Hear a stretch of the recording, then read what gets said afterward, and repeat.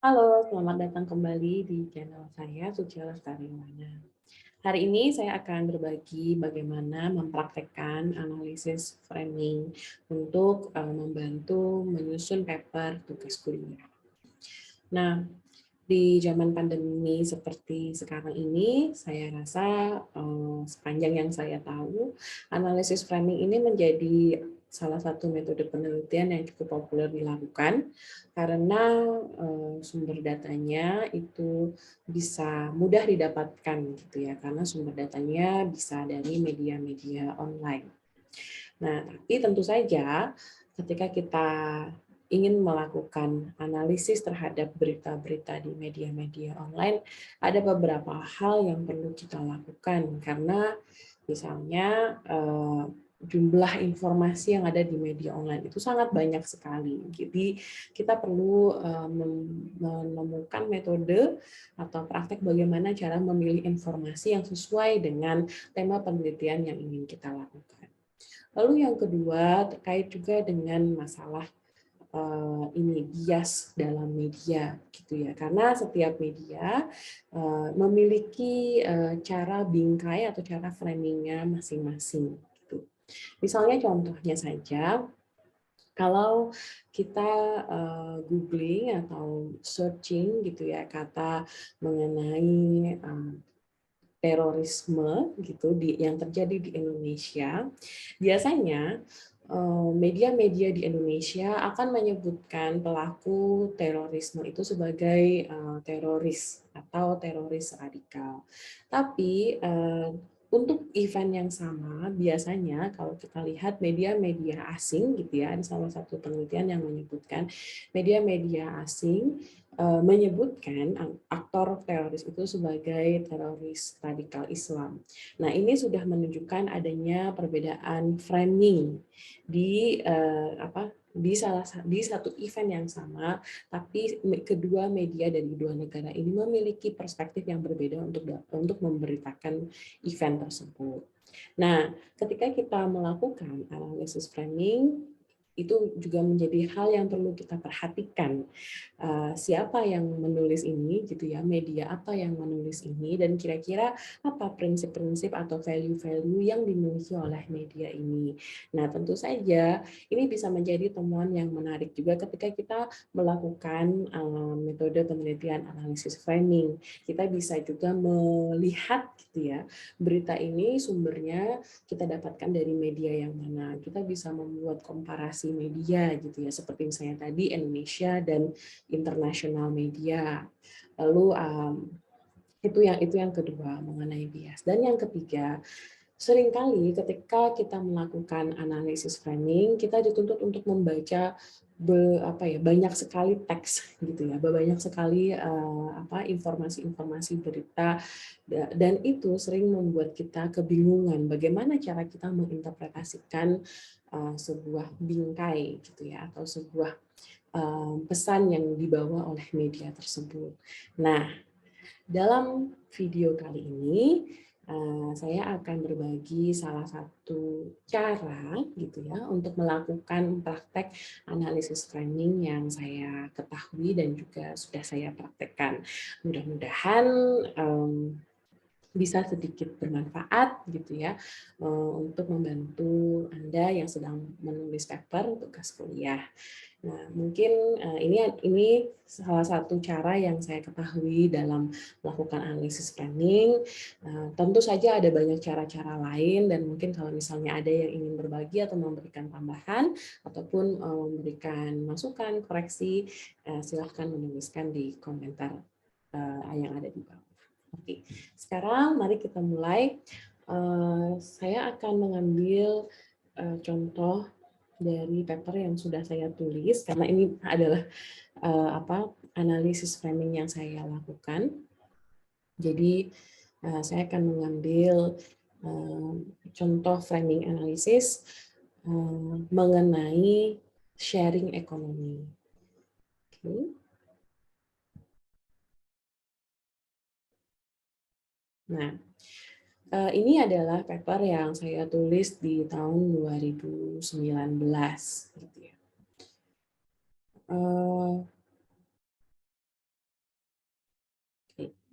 Nah, di dalam paper ini saya dan juga penulis lainnya kita berusaha mencari tahu bagaimana sharing ekonomi gitu diberitakan di media-media di Indonesia dan di Filipina.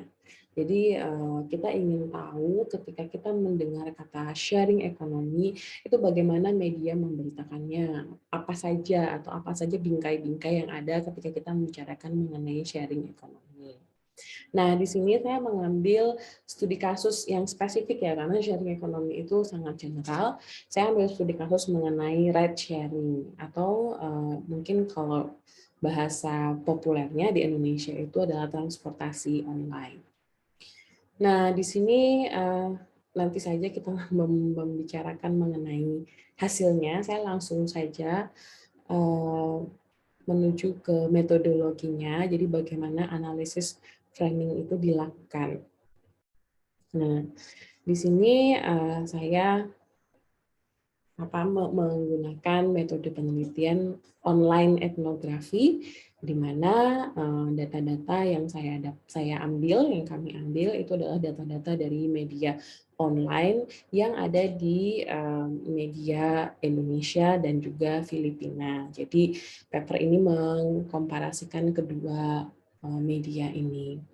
Kenapa kedua media ini saya komparasikan? Karena saat itu, saya menulis ini tahun 2017-2018, saat itu kedua negara ini memiliki kebijakan yang berbeda tentang transportasi online, di mana waktu itu Filipina sudah cukup sudah cukup solid gitu ya, memiliki kebijakan yang sudah solid dan sudah memiliki kategori bahwa perusahaan transportasi online ini adalah perusahaan transportasi. Sementara di Indonesia saat itu kebijakan mengenai transportasi online itu masih sering gonta-ganti. Gitu. Jadi saya mengkomparasikan kedua negara ini karena menurut saya ini dua negara yang memiliki bukan kontradiksi ya, memiliki situasi yang berbeda dan oleh karenanya saya merasa ingin melihat apa yang membedakan transportasi online di kedua negara ini. Nah, cara saya melakukan analisis framing adalah dengan membuat struktur itu ya, mengkategorikan berita-berita itu, data-data teks-teks yang ada di berita itu menjadi 3 sub framing, yaitu yang pertama adalah problems, lalu yang kedua solutions, yang ketiga rasional. Jadi di setiap berita-berita di media online itu saya mencoba mencari apakah ada masalah yang terkait dengan transportasi online yang diberitakan. Apa nih masalah-masalahnya? Lalu yang kedua, apakah ada solusi terkait dengan transportasi ataupun terkait dengan aplikasi online? Lalu yang ketiga adalah rasional. Mengapa, kira-kira apa alasan dari solusi tersebut? Kenapa solusi itu bisa dibuat? Kira-kira seperti itu. Nah, di sini saya memilih 3 media. Yang pertama itu Kompas, media dari Indonesia, lalu Inquirer, media dari Filipina, dan Rappler, media yang juga memberitakan berita-berita dari Filipina dan Indonesia. Di sini sangat penting dalam menulis metodologi, satu kata kunci yang penting untuk diperhatikan adalah transparansi. Jadi kita harus betul-betul menulis apapun gitu ya, setiap step yang kita lakukan dalam mengumpulkan data ataupun menganalisis data. Nah, di sini kita juga perlu menyampaikan alasan mengapa kita memilih ketiga media ini, ataupun kalau misalnya teman-teman menggunakan media lain perlu dibuat alasan argumentasinya mengapa memilih ketiganya gitu.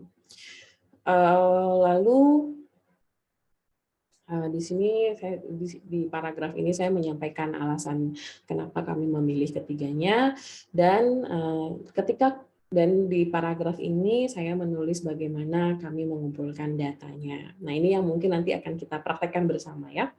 Jadi yang pertama yang kami lakukan adalah kami mulai dengan menuliskan kata kunci utamanya itu ride sharing ya.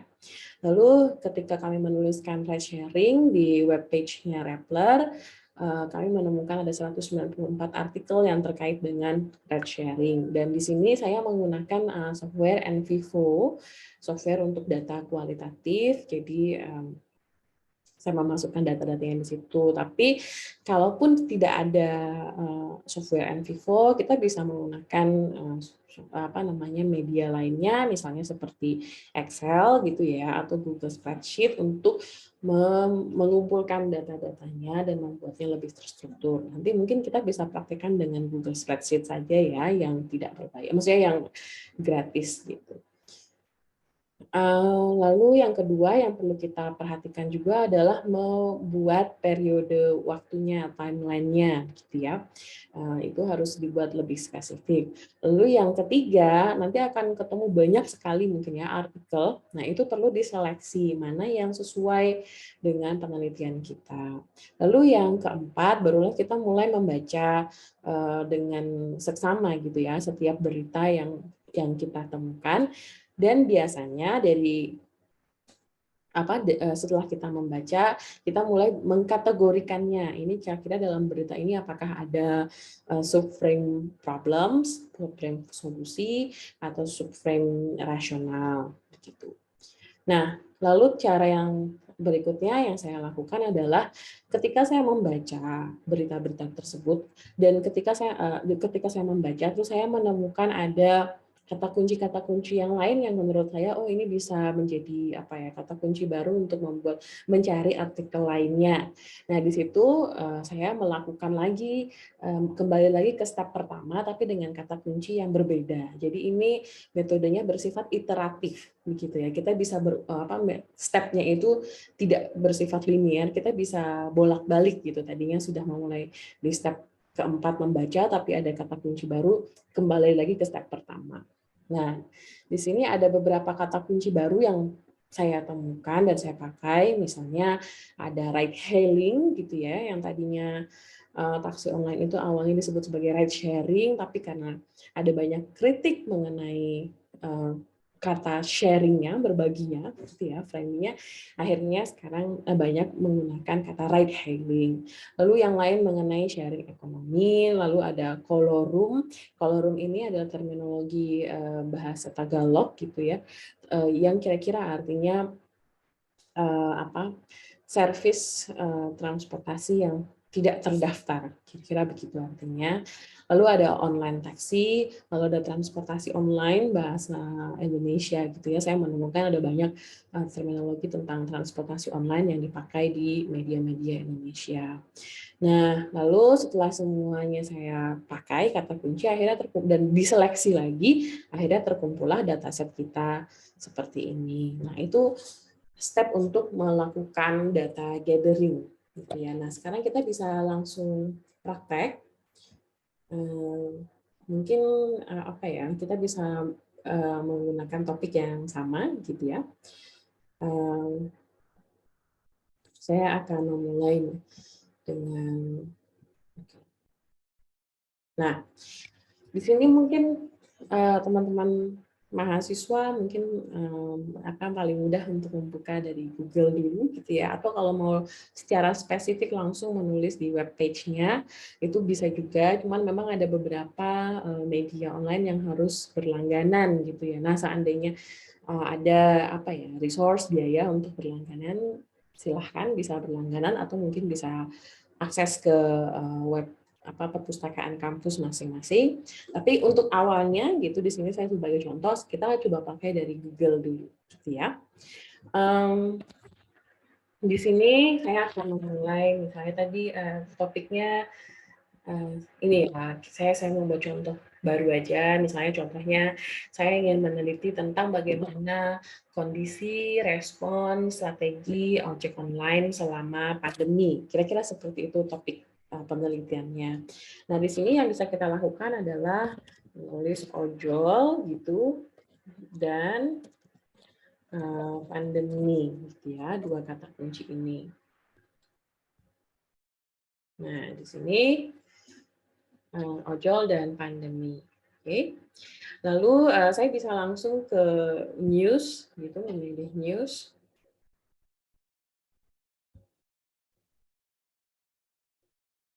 Oke. Nah, di sini udah keluar 354.000 berita tentang ojol dan pandemi. Nah, ini mungkin kita perlu seleksi, gitu ya. Di sini misalnya saya mau fokus ke salah satu media saja dulu ya. Jadi saya akan tuh coba dari kompas.com. Nah, ini nanti berita yang keluar ini semua dari kompas.com. Lalu apa? Kita bisa ini ya, menyeleksi lagi dari sisi waktu. Nah, misalnya kita seleksi lagi waktunya, saya mau memulai penelitiannya range-nya misalnya dari selama pandemi gitu ya. Di Indonesia itu sekitar tahun 2020 ya. Mungkin kita bisa mulai dari awal tahun saja, 2020, dan sampai hari ini misalnya, 2022. Oke, nah ini lalu kita bisa pilih dari date-nya ya, di cara penyusunannya. Dan ini di hide saja.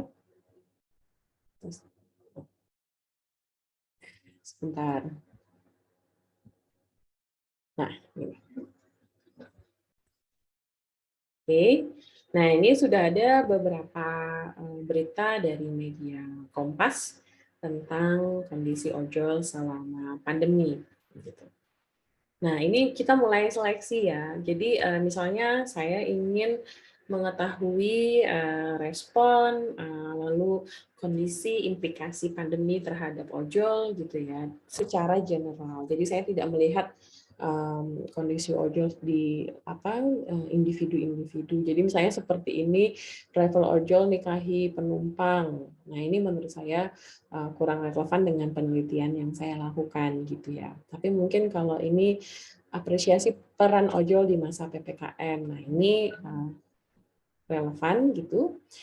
Lalu kita buka. Nah, di sini enaknya kalau pakai software dari Envivo ya, ada fitur yang namanya Encapture. Kalau Encapture itu enaknya kita bisa langsung download beritanya gitu. Jadi bisa dipilih menjadi artikel. Nah, SPDF atau web page-nya SPDF. Kalau artikel enaknya hanya tulisannya saja. Hilang. Saya ulangi lagi ya. Jadi enaknya kalau artikel SPDF itu hanya tulisan saja dan itu akan membantu juga ketika kita menganalisis teks. Tapi kembali lagi analisis framing itu kan juga bisa melihat dari sisi visual ya, bagaimana visual dari pemberitaannya gitu kan. Misalnya seperti di sini kita ngomongin tentang ojol dan PPKM, tapi di sini foto yang diberikan adalah foto Menko-nya. Nah, itu kan sebenarnya kalau untuk teman-teman yang ingin lebih spesifik lagi menganalisis media kan bisa juga menggunakan data ini gitu ya, data visualnya. Nah, tapi anggaplah di sini saya mau itu pilihan masing-masing ya. Jadi seandainya anggaplah di sini saya ingin melihat teksnya saja begitu, maka saya akan membuat ini SPDF dan di capture gitu ya. Karena ada kelebihan dan kelemahannya masing-masing ya. Jadi kalau dia PDF membaca datanya lebih gampang gitu dan nanti bisa dianalisis teksnya lebih mudah. Tapi kalau dia visual, jadi kita juga mengcapture fotonya gitu, mengcapture beritanya, nah itu juga bisa menjadi data yang lain untuk analisis framing. Nah itu tadi ya. Jadi setelah di capture atau kalau misalnya tidak ada Envivo, nah di sini saya sudah bisa juga kita membuat seperti Google Spreadsheet ini ya. Nah di sini Nah, ini juga data-data yang dikumpulkan juga bisa teman-teman pilih macam-macam ya. Di sini saya menuliskan tanggal pemberitaannya, lalu linknya, jadi nanti saya bisa kembali lagi. Lalu kutipannya apa dan aktor yang menyampaikannya siapa. Lalu kira-kira ini termasuk dalam subframe yang mana? Problem, solution, atau rasional, kira-kira itu. Nah, mari kita mulai ya satu-satu. Misalnya seandainya kita menggunakan artikel ini, Menteri Koordinator dalam masa pandemi memperlakukan pembatasan pengemudi.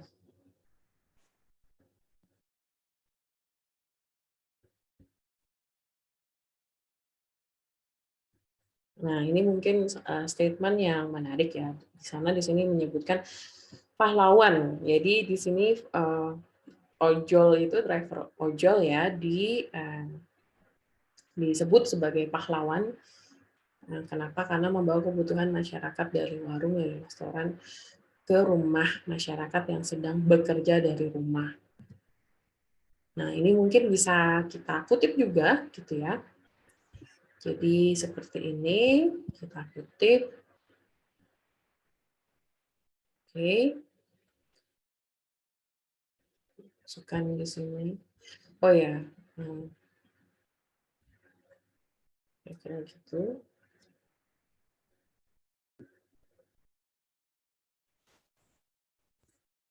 Nah,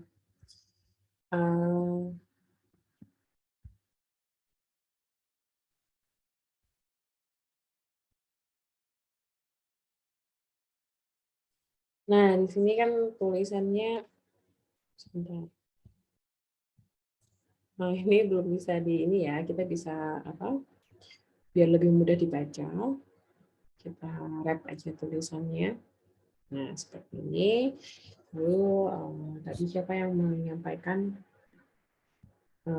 sebentar. Menko ini ya, Menko Perekonomian.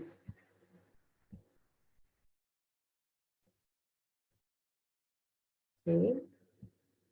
Menko Perekonomian. Oke.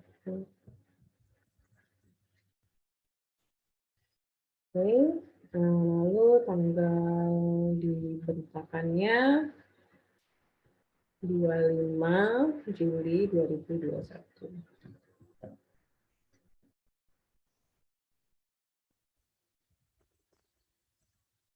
Lalu link sumbernya.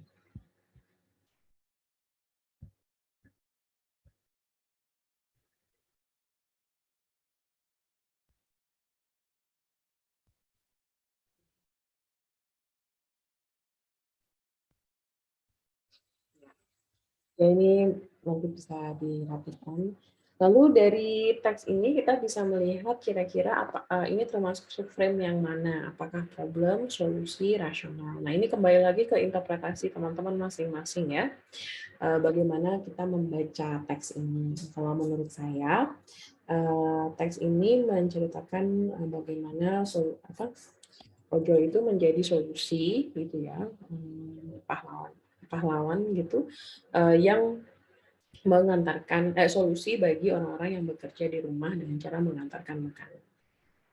Itu cara pembacaan saya. Tapi mungkin teman-teman bisa menginterpretasikannya dengan cara yang lain karena itulah kekayaan dari metode kualitatif ya menurut saya. Kita bisa melakukan interpretasi dan sesuai dengan apa yang kita pahami, tapi tentu saja harus dilandaskan gitu ya dengan bukti-bukti, evidence dan juga framework yang kita gunakan.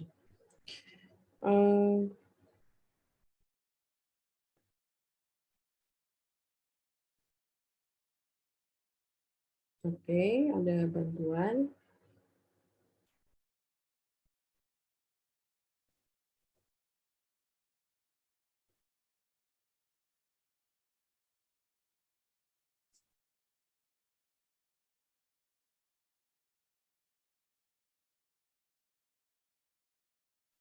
Ini juga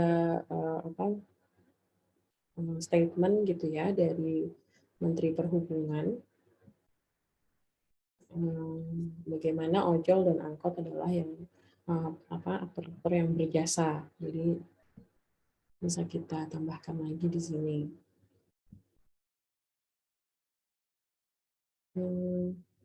Salah, harusnya nambahinnya di sini. Oke, kita tambahkan teksnya saja.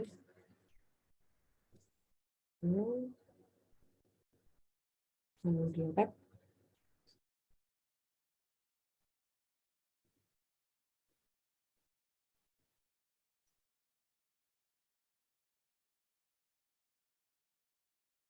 Nah, ini juga menarik ya, ada solusi lain.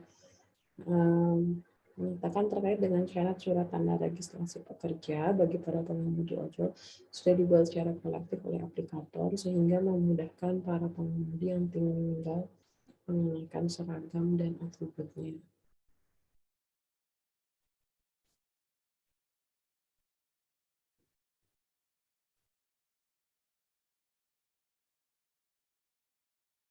Nah, di sini ada syarat ya tentang STRP. Nah, ini mungkin bisa menjadi nanti kata kunci baru buat saya gitu ya. Nanti yang bisa saya tambahkan. Jadi tadi saya sudah pakai kata ojol, mungkin nanti saya akan tambahkan lagi tentang STRP. Jadi saya tambahkan satu lagi di sini.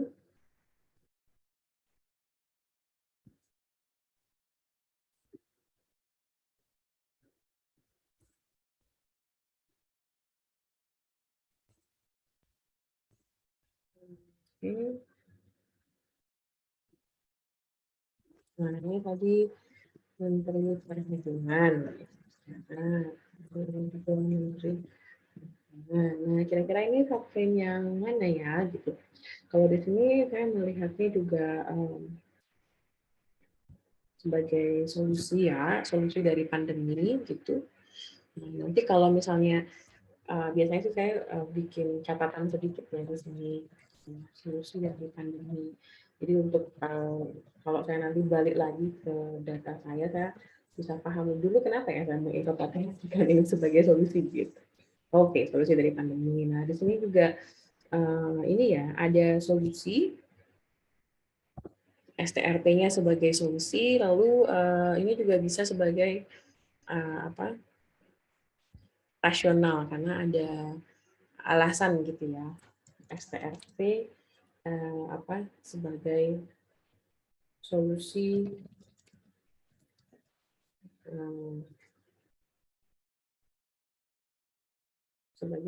untuk Nah, ini biasanya tambah catatan lain lagi gitu ya. Kalau ini kan tadi catatan untuk interpretasinya, lalu saya tambahkan catatan lain lagi, kata kunci baru gitu ya. STRP. Nah, itu tadi sudah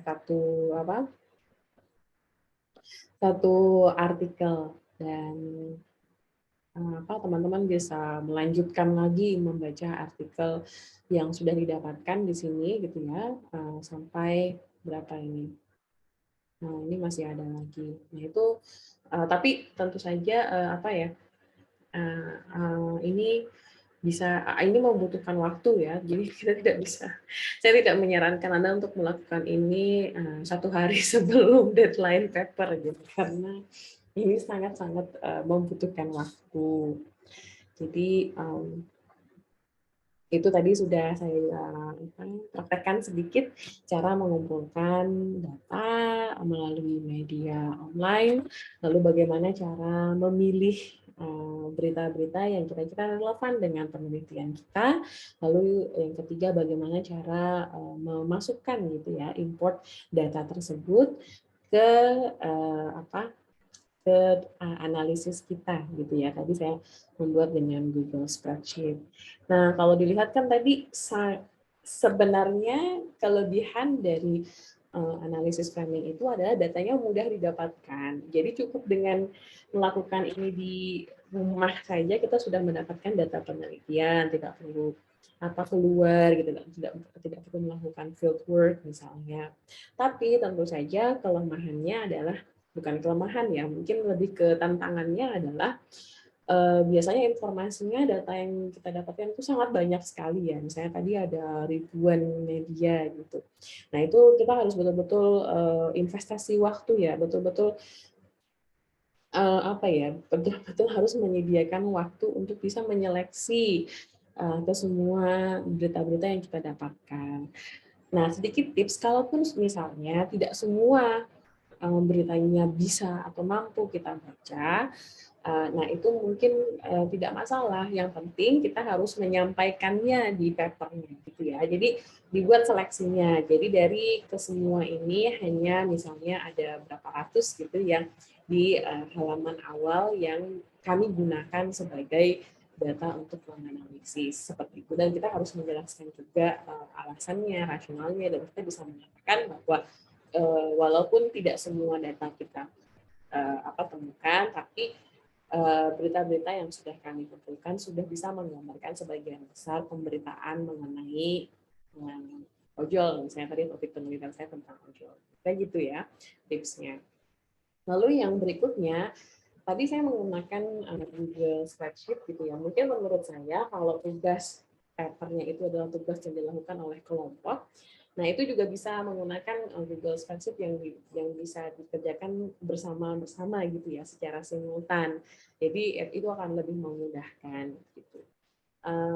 Kira-kira begitu sedikit praktek bagaimana melakukan framing analisis. Oh ya, sebelumnya saya lupa. Tadi kan kita baru mengumpulkan data ya, dan menginput data, menginterpretasikan data. Nah, terakhir nih, saya ingin berbagi bagaimana akhirnya data itu bisa dipresentasikan atau ditulis gitu ya. Kalau misalnya nanti melakukan presentasi kelompok atau menulis di paper, kira-kira bagaimana data itu sebaiknya ditulis gitu ya. Kita kembali lagi ke paper yang sudah saya bagikan tadi sebagai contohnya saja. Sebentar.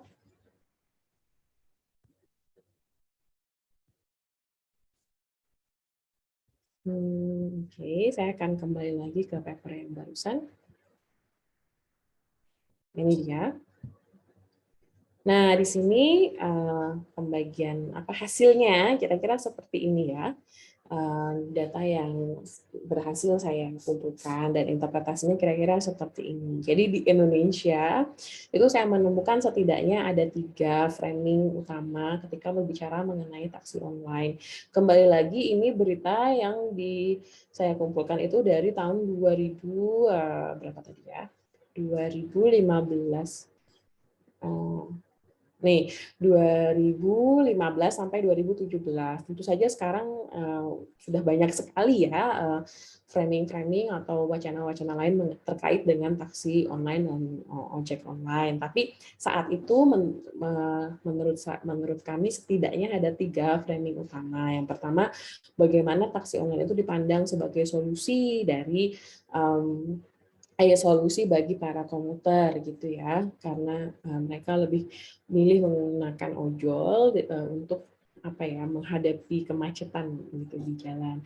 Lalu yang kedua, bagaimana taksi online-nya dipandang sebagai pelayanan yang sifatnya unregulated atau belum ada peraturannya, belum diregulasi gitu. Dan yang ketiga, bagaimana ada wacana mengenai kooperasi, wacana bisnis kooperasi gitu ya.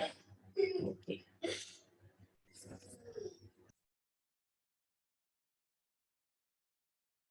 Oke.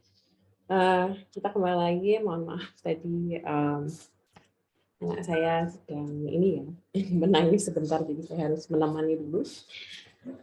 Tadi saya berbicara mengenai bagaimana taksi online atau ojek online itu diberitakan di media Indonesia. Lalu di Filipina juga saya menemukan setidaknya ada 3 framing utama. Yang pertama sama dengan yang di Indonesia, di Filipina juga taksi online ini sering diberitakan sebagai layanan yang sifatnya unregulated gitu ya, atau ilegal. Lalu yang kedua, bagaimana banyak juga menariknya berita-berita di Filipina itu melihat ketidaktaatan perusahaan aplikasi terhadap peraturan yang sudah dibuat oleh pemerintah begitu. Ini cukup menarik ya, karena media-media yang saya temukan, media-media di Filipina itu cukup keras gitu, memberitakan dan cukup sering memberitakan bagaimana perusahaan itu memiliki image yang negatif karena mereka seringkali tidak taat terhadap peraturan-peraturan yang sudah dibuat oleh pemerintah. Dan yang ketiga yang juga menarik adalah bagaimana kondisi driver gitu ya, seringkali diberitakan juga oleh media-media di Filipina saat itu gitu ya. Mungkin kalau sekarang sudah berbeda juga pemberitaannya di Indonesia, tapi saat itu saya menemukan banyak sekali pemberitaan-pemberitaan yang menghubungkan gitu antara kondisi driver dengan kehidupan mereka yang bersifat informal. Jadi ini kira-kira visual data yang saya temukan dari tema penelitian transportasi online dan taksi online. Dan di sini di bagian result itu saya menjelaskan lebih spesifik lagi bagaimana framing itu, dan ketiga subframe-nya saya temukan dan saya interpretasi. Lalu yang perlu juga kita perhatikan ketika kita melakukan framing analisis, kita tidak hanya menganalisis bagaimana teks itu memberitakan gitu, bagaimana media itu menuliskan teks-teks mengenai tema yang kita teliti. Dalam hal ini misalnya bagaimana media itu menuliskan teks gitu ya tentang transportasi online ataupun tentang ojek online. Yang perlu kita interpretasi berikutnya itu ya lebih mendalam secara abstrak, itu adalah bagaimana akhirnya kita bisa mengambil atau merefleksikan poin-poin yang menarik gitu ya dari cara media memberitakan mengenai taksi online dan ojek online. Yang pertama di sini tentu saja ada berbagai macam cara ya kita untuk menginterpretasikan data yang sudah kita temukan di awal. Nah, di sini cara saya merefleksikan adalah saya ingin melihat ada 2 kategori. Yang pertama adalah bagaimana hubungannya antara bingkai-bingkai atau framing-framing taksi online di media terkait ketika mereka dihubungkan dengan kebijakan yang diambil oleh pemerintah di negara tersebut gitu. Ada kaitannya apa enggak? Sejalan enggak framing media dengan kebijakan pemerintahnya? Itu satu yang ingin saya refleksikan. Lalu yang kedua yang ingin saya refleksikan adalah dari ke semua framing yang saya temukan, ada nggak kira-kira karakteristik dari negara berkembang gitu ya. Di sini saya mengkategorikan Indonesia dan Filipina itu sebagai negara ekonomi yang sedang berkembang gitu ya. Nah, di sini ada nggak kira-kira karakteristik dari negara-negara berkembang, dan di sini saya menemukan ada 4 karakteristiknya. Nah, kira-kira itu yang sedikit hasil refleksi dari analisis framing yang saya temukan. Oke, cukup sekian dulu sedikit praktek menggunakan analisis framing dengan contoh penelitian tentang transportasi online di Indonesia dan di Filipina. Nah, mudah-mudahan ini bisa sedikit bermanfaat dan membantu teman-teman yang sedang bingung gitu ya memilih tema penelitian, atau bingung bagaimana cara mengumpulkan data, menganalisis data di tengah kondisi pandemi seperti ini. Nah, mungkin metode analisis framing ini bisa menjadi salah satu pilihan untuk teman-teman melakukan penelitian. Sekian dulu, sampai jumpa di video saya berikutnya.